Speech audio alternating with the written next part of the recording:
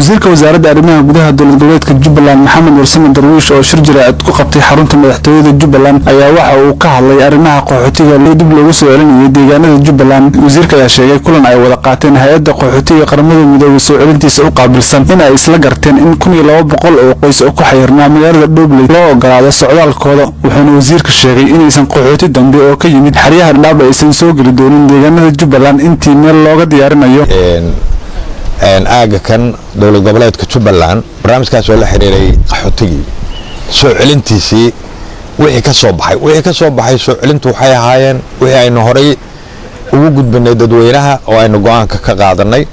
nasiib wanaag waxaa soo baxay in maanta ay yimaadeen wafdi ballaaran oo ka socday hay'adda qaramada midoobay oo u qaabilsan qaxootiga celistiisa. shirkaas oo aanu ku ballaanay inaanu ku qabanno magaalada madaxda ku meel gaarka ee Jubbaland. haddii ay yimaadeen waxaan runtii aad isula afgarannay arrimihii taagnaa oo markaa aan isku qabannay, waxaana dood dheer kadib aan iska qancinnay wixii dhacay. waxaanu ku heshiinay 3 qodob oo soo socota. kow, waxay iyagu aad u danaynayeen dad 1200 oo horay uga soo kacay Dhadhaab oo yimid xarunta transitka ee ku taala Dhobley.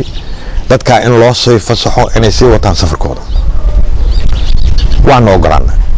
isla shalay saacadiiba waanu amarnay, shirku dhamaaday, safarkoodina way bilowdeen. maantana waxay soo galayaan goobahoodii. 570 waxay ku soo jahaysnayd Kismaayo, 11 waxay ku jahaysnayd Luuq, 430 waxay ku jahaysnayd Baydhabo. dadkaas socodkiisii waa u soo bilaabay. qodobka labaad ee heshiiska waxaanu ku heshiinay haddii hore loo qaldamay inaan dib loo qaldamin, wixii khaldamana la soxo. in hay'adaha deeq-bixiyaasha ah ay noo diyaariso hay'adda qaramada midoobay shir dhammaantood la isugu imaanayo stakeholderska oo looga hadlayo lagu gurfaynayo mustaqbalka iyo aayaha qaxootiga intaan kulliga la soo rarin oo barakacihii hore yaallay oo dhibanaa barakaca kale ku beeraa uusan noqon.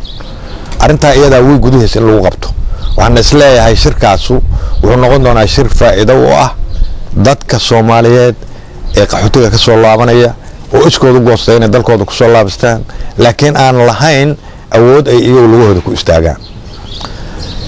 qodobkaas marka iyagaa ballan qaaday, wuxuuna dhici doonaa weegaan gudihiisa.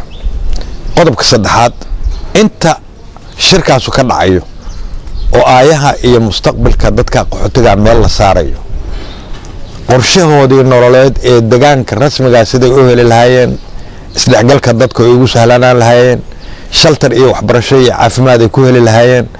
inta shirkaas go'aankiisa uu soo baxayo waxaanu isku afgaranay qaxooti dambe inaan Kenya laga soo qaadin oo Soomaaliya lagu soo celin. Zakariya Cabdiqaadir Karzai, TV-ga Bulsho, magaalada Kismaayo.